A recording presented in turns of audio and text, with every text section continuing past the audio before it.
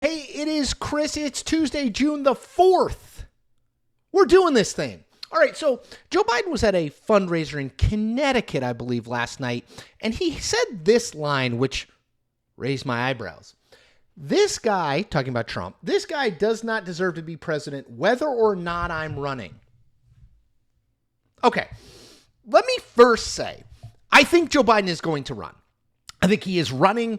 I struggle to see a situation where he doesn't continue to run for president and be the Democratic nominee for president. But one of the questions I get the most, whether it's on the street, whether it's in YouTube comments, whether it's in my newsletter, whether it's people who email me, is what happens if Joe Biden drops out of the race. Now, I think some of that is wish casting. I think there are a lot of Democrats, and honestly, probably some Republicans, but lots of Democrats who think Biden is too old, right? We've seen this in poll after poll. He's 81 years old. He moves slower. He talks slower than he did a few years ago. And they're candidly, they're worried about him losing to Donald Trump because people think he's too old to be president of the United States. So some of it's wish casting.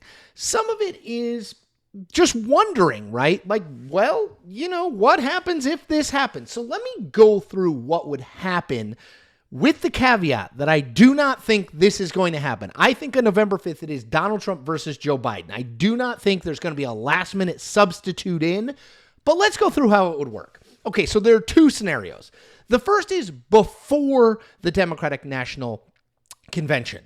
Now, before the Democratic National Convention, which opens in August in Chicago, if Biden, for whatever reason, a health reason or whatever other reason, decided, okay, I'm not going to run, what would happen? So what you would see is the primary season is effectively over. There's a couple primaries today. June 4th, New Jersey is one. There may be one or two June 11th, but after that, there's no more voting. And Biden has the lion's share of delegates.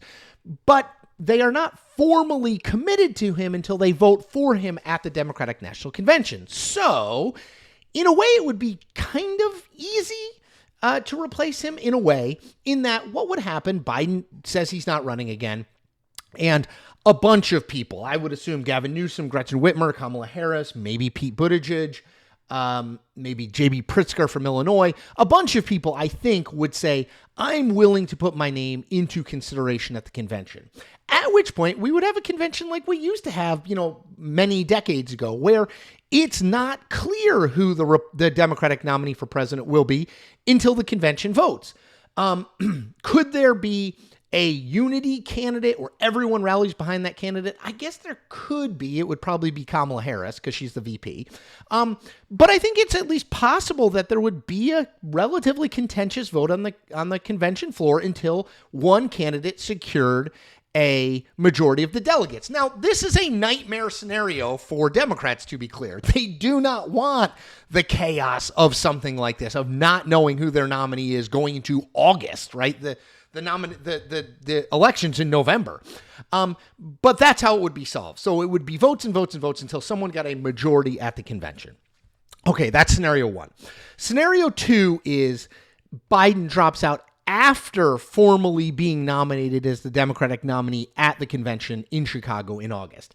That's a less democratic process to choose a replacement. So effectively, members of the Democratic National Committee, probably a few influential party leaders, would effectively sort of decide on who the nominee would be. The delegates would not have a role because we'd be past the convention at that point. So they would handpick someone. It would be less contentious, right? Because it would be you're picking a person as opposed to a bunch of people are putting their names out there.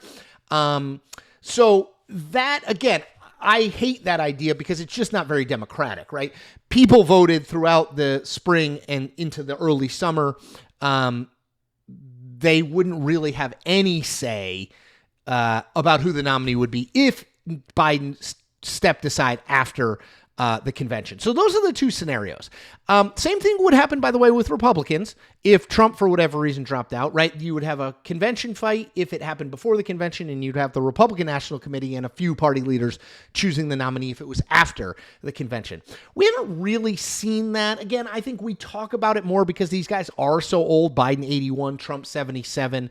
Biden had talked repeatedly about being a bridge to a new generation of leaders when he was running in 2020. But I think, look, I think he's committed to doing this. I think his kitchen cabinet believes he is the only person, and by the way, Joe Biden believes this too, he is the only person in the Democratic Party who can beat Donald Trump. And he believes Trump is a fundamental and existential threat to democracy, and therefore beating him is of critical import, not just to the Democratic Party, but to the country and our country's future. So again, I don't see a way, barring some health thing that, obviously would be unforeseen, that he gets out, but that's the way it would work. That's the way he would be replaced if it happened. And if it happened, it would be the biggest political development and political news story we've had in decades. Maybe in a century. It would be a massive story in the United States and across the world. There would be huge uncertainty going into the fall election. And that's obviously not what Democrats want. They want solidity and certainty. Even if they don't love Joe Biden, I think the vast majority of party leaders want Biden because he's who they've got. He's the incumbent president of the United States. And the process to replace him, either before or after the convention, would be stressful, potentially not terribly democratic, small number of people picking a nominee for a party, and would just throw the whole thing into chaos. And chaos is not what you want going into an election against Donald Trump, who is the chaos candidate. All right, that's it for me today. As always, I make videos every day of the week, and we do a live stream every Friday at 1 p.m. Eastern. We will be doing that again this Friday. I ask 3 things of you. 4 things now. I'm adding a thing. 1, like this video. 2, comment on this video because it helps me with the algorithm. 3, if you have not subscribed to this channel, what are you waiting for? Now's the time. And 4, if you have subscribed, tell 5 friends. Get them on board. We're building a movement here, trying to get to 30,000 subscribers by the end of June. I think we can do it. I need your help. All right, take care. See you tomorrow.